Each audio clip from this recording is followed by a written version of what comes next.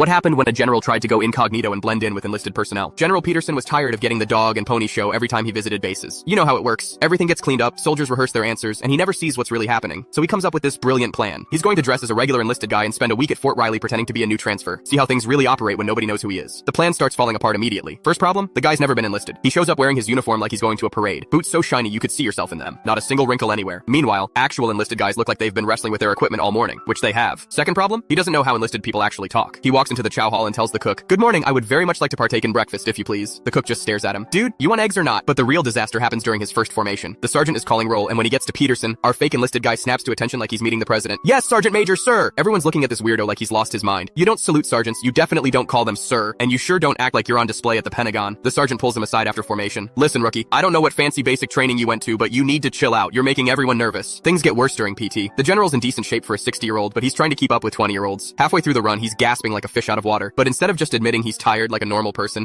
he starts giving tactical advice about proper running formation and breathing techniques. "Perhaps we should maintain better interval spacing for optimal aerobic efficiency," he pants. One of the guys turns to his buddy and whispers, "Who talks like that? Is this dude even human?" The breaking point comes during vehicle maintenance. The general volunteers to help work on a Humvee, figuring how hard could it be. He spends 20 minutes trying to remove a bolt with the wrong tool, then announces he's going to requisition a proper torque wrench through official supply channels. The mechanic working next to him starts laughing. "Requisition? Dude, we just borrow tools from whoever has them. Have you ever actually been in the army?" That's when everyone starts putting it together. This guy who doesn't know basic enlisted life talks like a textbook and thinks you can requisition your way out of every problem. Meanwhile, the general's getting frustrated because nothing works the way the regulations say it should. He keeps asking for supervisors and suggesting they follow proper procedures. "Why isn't there a standardized checklist for this maintenance task?" he asks while trying to change oil in a truck. The guys are dying laughing at this point. One of them says, "Because half our tools are broken, the other half are missing, and we make it work anyway. Welcome to the real army." The squad leader finally confronts him. "Alright, who are you really? Because you're either the worst soldier I've ever met or you're somebody important pretending to be stupid." The general breaks down and confesses everything. Turns out the enlisted guys already knew. They'd figured it out day one, but decided to mess with him. They spent the whole week making him do the absolute worst jobs on base. Cleaning grease traps, organizing supply closets, scrubbing toilets, all while he thought he was getting the authentic enlisted experience. The best part? When he finally revealed who he was, instead of being angry, the guys respected him more. He'd spent a week doing grunt work without complaining, even though he was terrible at it. 6 months later, he implemented new policies based on what he learned. Better equipment, improved food, and a rule that officers have to spend time doing enlisted jobs before they can get promoted. The soldiers still joke about the week they made a general clean toilets. And the general? He still can't figure out how to use a socket wrench properly.